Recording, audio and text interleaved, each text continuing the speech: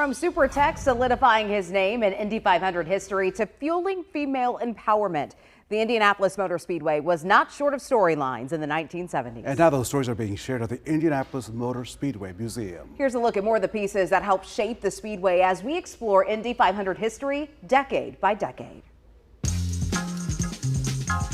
The 1970s started an exclusive club at Indianapolis Motor Speedway.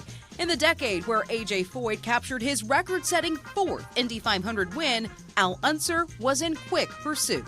He drove this, what they call the PJ Colt, more known for the sponsor, the Johnny Lightning Special, which is one of the more iconic liveries on an Indy car. With this car, Unser dominated. He led 190 laps of the 200 laps, really only handing over the lead during pit stop exchanges. Al became the first back-to-back winner of the Indianapolis 500 in 1970 and 1971 since Bill Vukovich in 53 and 54, and held that record until Helio Castroneves in 2001 and 2002.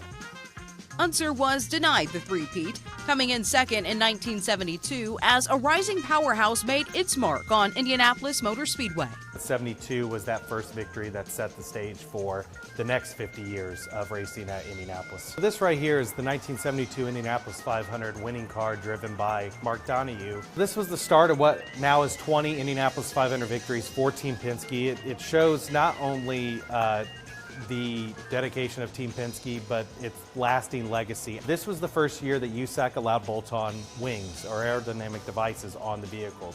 So really from 1972 onward, you start seeing Indy cars look how we know Indy cars to look today.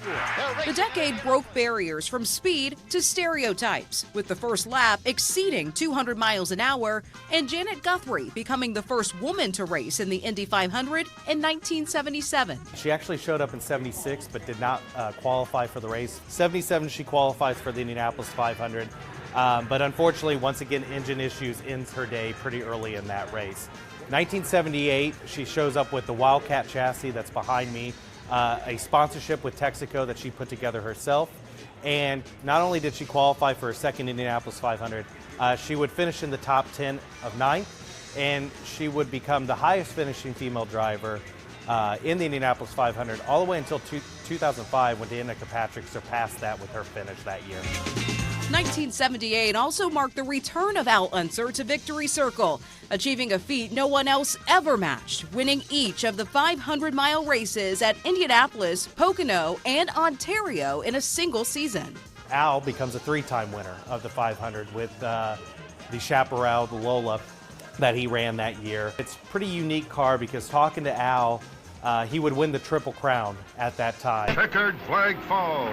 As the racing changed, so did the voice behind it after the passing of Sid Collins. Collins' kind of handpicked successor, who was Paul Page. Paul really changed the nature of the broadcast. Slamming into the wall, then the car, and then as he comes he back, really transitioned the Speedway broadcasting, radio broadcast, to more of that sports play-by-play and alerting you of the action as it happened instead of finishing some sort of interview with a celebrity or throwing to it, because it's just the nature of the race had changed so much during that period. But in every case, it's always difficult. Putting another brick in the foundation of the IMS radio network as we know it.